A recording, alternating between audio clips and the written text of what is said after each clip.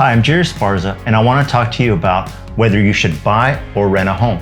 I'm going to go over 3 factors to consider when you're trying to evaluate if you should move forward with the purchase of a new home. Number 1, you need to realize that continuing to rent does not mean that you're throwing away your money. Not everybody should buy. It all depends on what stage in life you're in.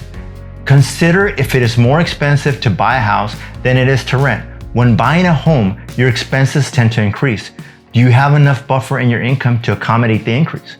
For example, if you're renting a home for $1,500 and your mortgage will increase to $2,000, can you afford to pay the extra $500? Is this something that is within your budget? In Texas, it depends on the size of the home that you're looking at and the area in which the home is located.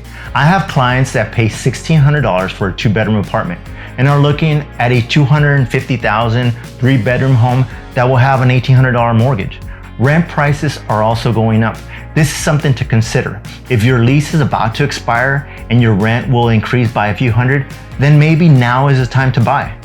If your rent is more or the same as your mortgage, you should consider buying.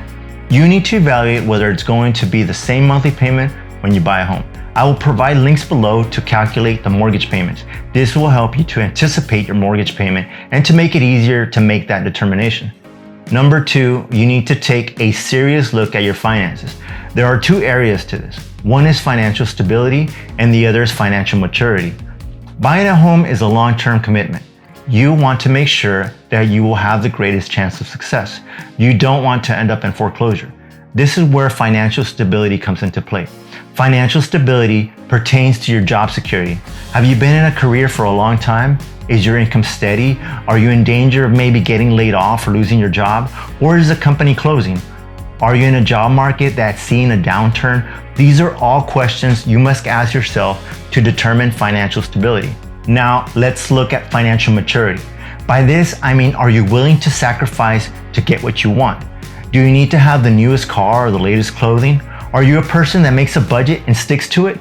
As a homeowner, you may need some savings.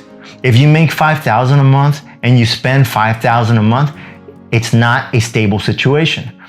In this scenario, your budget is tight. You want to have some savings in your budget every month. You don't want to spend more than you're bringing in. Number 3, do you have some savings? This is usually a direct result of being financially stable and mature. Hopefully, you have some savings, but maybe you haven't been able to save much. It is recommended that you have at least 3 to 6 months of savings. This is in case something breaks down in your house. For example, the air conditioning breaks down in the middle of the summer and you must make the repair. It is also good to have savings in case of a personal injury. Maybe you're forced to be out of your job for a few weeks or simply need to take care of somebody in your family.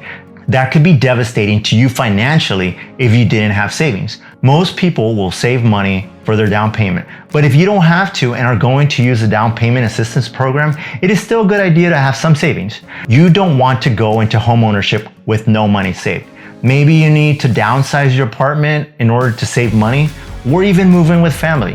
Another thing to consider as a bonus, are you going to stay in your new home for at least 5 years? You will be paying closing costs and other fees. You want to make sure you have built up enough equity to make some money or at least break even when you sell your home. In this market, homes are going up in value very quickly, so this may not be a huge factor. If you're not sure if you meet these criteria, then you may consider staying in the rental market for a bit longer. Please like and subscribe to my channel. Please check out my videos. Thank you so much for watching. Don't forget to subscribe.